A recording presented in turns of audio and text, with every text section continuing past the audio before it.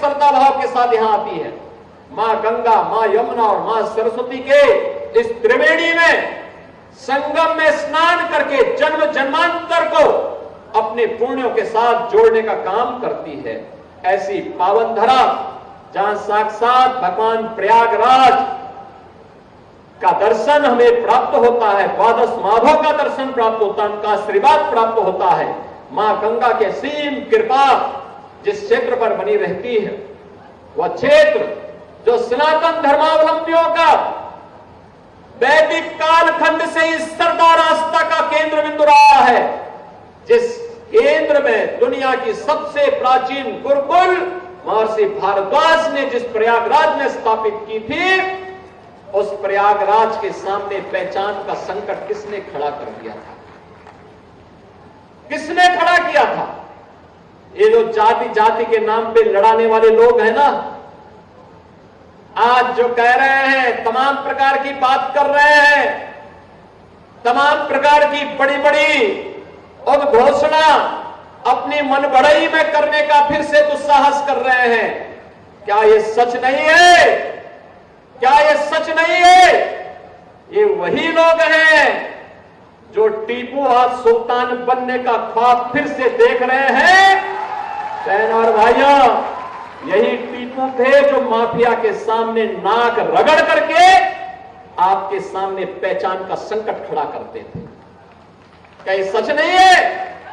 इन माफियाओं को गले का हार बना करके प्रयागराज के अस्तित्व के सामने, प्रयागराज वासियों के सामने पहचान का संकट खड़ा करने का काम इन्होंने किया था। ये गुमराह करते हैं। क्या ये सच नहीं?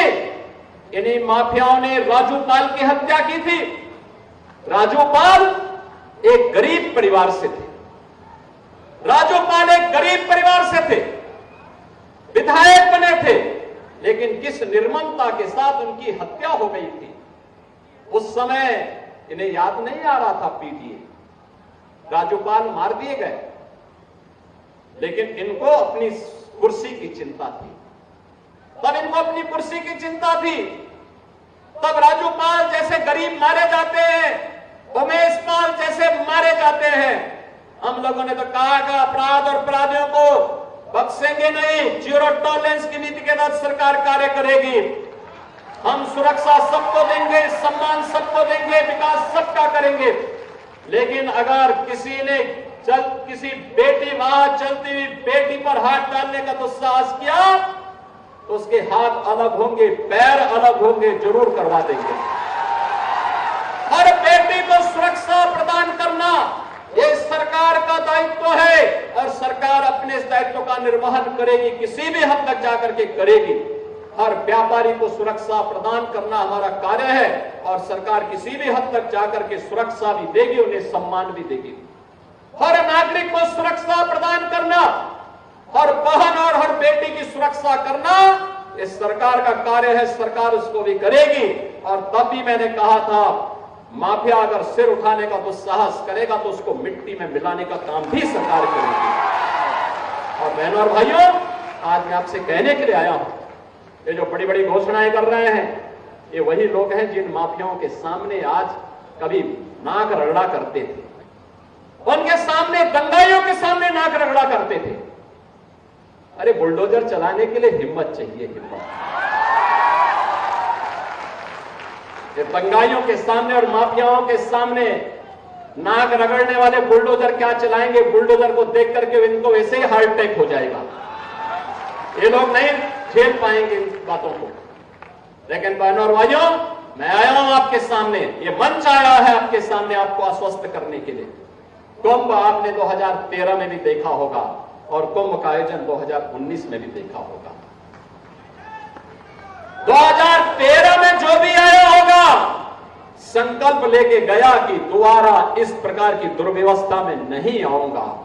लेकिन आदरणीय प्रधानमंत्री मोदी जी के मार्गदर्शन और नेतृत्व में जब 2019 में प्रयागराज कुंभ हुआ, मंत्रिमंडल के मेरे सहयोगियों ने, यहां के माननीय जनप्रतिनिधियों ने, माननीय सांसद प्रोफेसर रीता बहुगुणा जोशी, श्रीमती केसरी देवी पटेल महापौर, यहां पर उस समय की महापौर ने, और साथ साथ यहां के हमारे स्वास्थ्य मंत्री उस समय के श्री सिद्धार्थनाथ सिंह, श्री नंदगोपाल गुप्ता नंदी जी, इन सभी लोगों ने मिलकर के, यहां के मान्य विधायकों ने, सबने मिलकर के अथक परिश्रम किया और परिणाम क्या रहा? 2019 में कुंभ कैसे होता है प्रयागराज ने बता दिया। कुंभ स्वच्छता, सुरक्षा और सुव्यवस्था का एक मॉडल होता है। प्रयागराज का सम्मान दुनिया के अंदर बढ़ा था।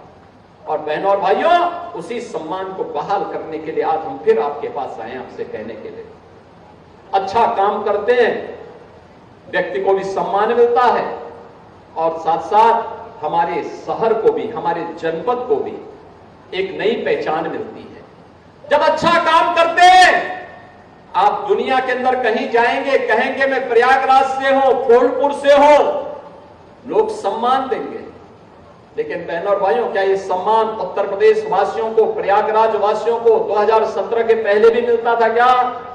2017 के पहले तो कहीं जाते थे, लोग पूछते थे कहां से आए हैं। अगर कोई कह दे कि यूपी से है, प्रयागराज से हैं, गोरखपुर से हैं, तो उस समय लोग बड़ी हेत इससे देखते थे, हटा देते थे, कहते थे ठीक है आप जाइए भैया।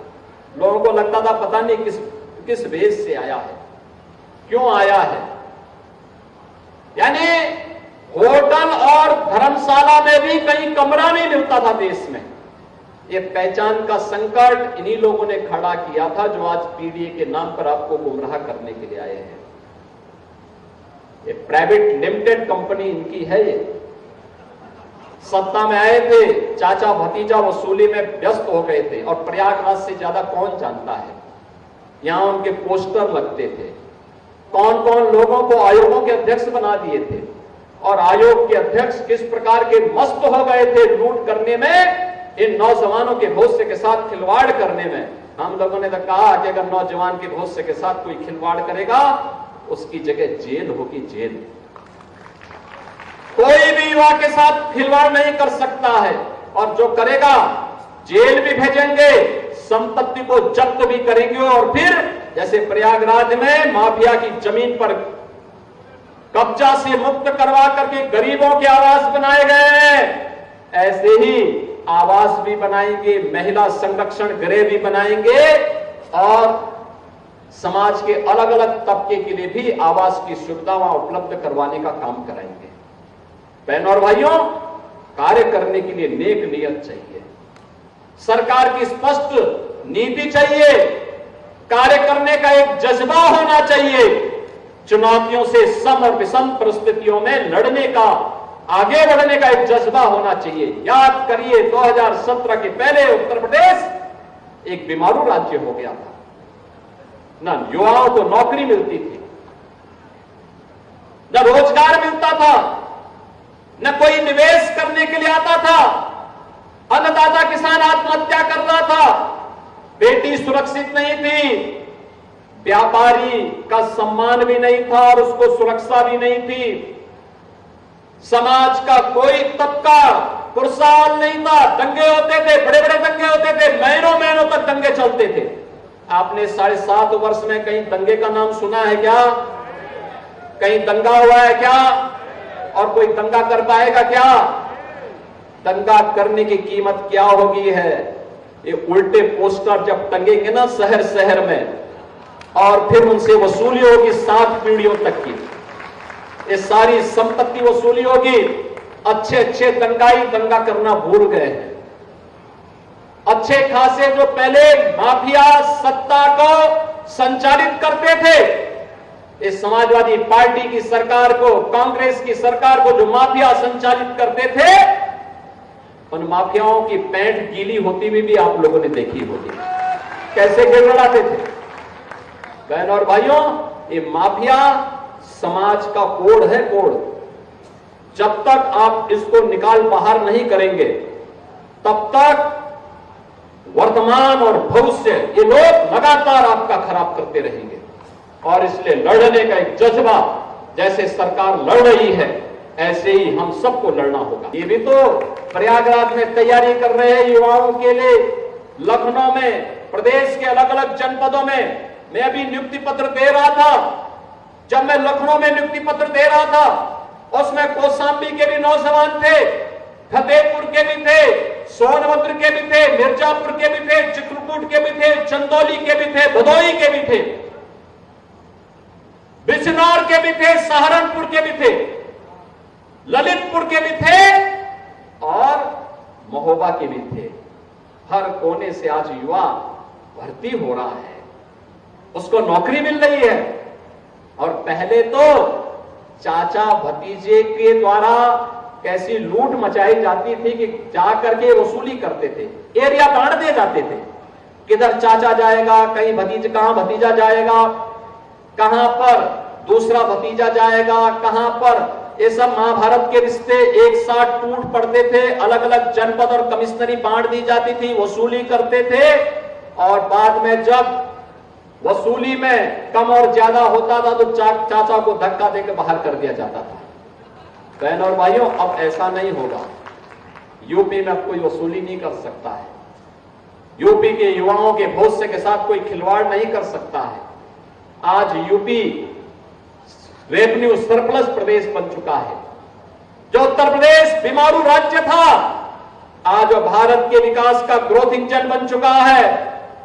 आज उत्तर प्रदेश देश की दूसरी नंबर 2 की अर्थव्यवस्था बन चुका है और उत्तर प्रदेश को अपनी इस युवा ताकत के बल पर हमें अगले 3 से 4 वर्ष में नंबर 1 की अर्थव्यवस्था बनाना। देश की नंबर 1 की अर्थव्यवस्था। नंबर 1 की अर्थव्यवस्था का मतलब जहां पे हर हाथ को काम